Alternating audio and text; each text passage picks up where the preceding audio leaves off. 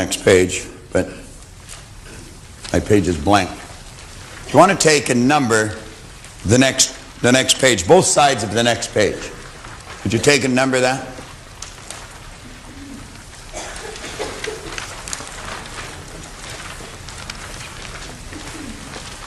Now, how many of you, or did you, write 35 and 36 on the next two pages?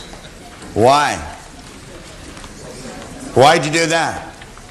Do you want to know why you did it? Because it seemed the most natural thing in the world to do. Because there was nothing on it. On one side it says 34, and the next one said 37. So this has to be 35 and 36. You could have put 16 and 102 if you wanted.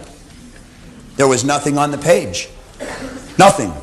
Did you know that's exactly the way your life is every day? Blank. Nothing there. Put on it anything you want. You don't have to let what's on the previous page determine. You don't have to let what somebody tells you is coming determine. You can put anything on it you want. You got a clear sheet. You have right now, Mark has, I have, John has.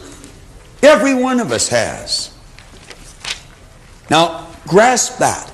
We can start over right now, build the image. You see, L did that. He said, I'm not going to work for $18,000 anymore. I am not going to be average anymore. I understand. When he went through the seminar, he started to grasp this. I understand there's something special about me. I'm going to treat me the way God meant me to treat me. Did his wife benefit? I guess she did. Did his daughter benefit? I guess she did. Did his manager benefit? I guess he did. And you want to know who else benefited? A whole pile of people that he helped move into the home of their dream. Did he provide service? Yeah, he did. Did he sacrifice? Sure. He was out lots of evenings when he could have been home. Think about it. Think about it. Up at the top of page 37, we say, once you fully understand this great truth, the character with which this sensitive reproductive power is invested will become the most important consideration for you. Your thoughts, you will start to guard them. You'll start to monitor them. You're going to start to really pay close attention to what's going on. See, once you become aware of this truth, that the universal creative power can only be what you feel and think it to be, it will become eager and willing to do your bidding. Say this understanding will enable you to be filled with the expectant attitude, and to expect the materialization of the image will become most natural for you.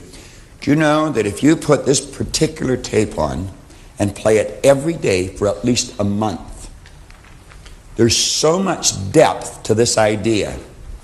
Every time you read it, you're going to see it clearer. It'll be as if you're standing at the base of a tall building facing east. And somebody said, what's the view like facing east? And you'll describe it. But then you go in and you raise your consciousness, you move up to the third floor and you go to the east wall and you look through the window. The view is different. You're still facing east, but it's different. And then you go and you raise your consciousness and you go up to the 10th floor and you go to the east wall and you look, but it's different. It's much more beautiful. And ultimately, if you'll keep listening to this and watching it and thinking it and relating it to your own life, you're going to work your way to the roof. And you'll see as far as your eyes can take you. It's like Paul told me one time. He said, go as far as you can see. When you get there, you'll see how to go further. Troward said, if you think your thought's powerful, it's powerful. Let's stroke from our vocabulary those three words, it's just me. It's just me. It's just me. Should never be just. Something absolutely phenomenal. When you're talking about you could speak in superlatives all day long and you're going to fall short of describing the dynamics of you. Talk about something special. You're sure special, believe me. I know I'm special. I think I'm a nice person. And you know something? It's because I know that and think that I attract nice people into my life. I've got some phenomenal friends. Later today, you're going to see everybody that works for our company, and I'm going to tell you, I was saying to Paul last night, I'm so proud to be working with these people. We have some of the nicest people that you'll ever want to meet working in this company. Just absolutely phenomenal. We were talking about Shirley Laverdier, our national sales manager. And I was saying last night at dinner, I said, you know something? I have never heard that woman complain. I've never heard her say anything negative. Physically, she's not very big, but I'm going to tell you, she's got a rod of steel right down her back. She's the toughest little lady I've ever met in my life, and smart. I was saying to Paul, we were with Gina and Randy, and I said, you know something? I said, they work at this company as if it's theirs. On the way home, I thought, maybe they got a picture in their mind. But anyway. But you don't attract people like this if you're not a nice person. You see, I grew up with the idea, don't say things about yourself like that. It's conceit. It is not. It's awareness. If you don't love you, how are you ever going to love anyone else? I'm not talking about conceit. I'm talking about a heightened awareness of what we're really like. Now, expressed another way, as a person thinketh in their heart, so are they. John worked on that yesterday just about as well as I've ever heard it worked on. It's in your heart. That's inside. That's what Paul was talking about. Universal creative power can no more change this law than an ordinary mirror can reflect back to you a different image than the object that you hold before it. But remember, as you think does not mean as you tell people you think.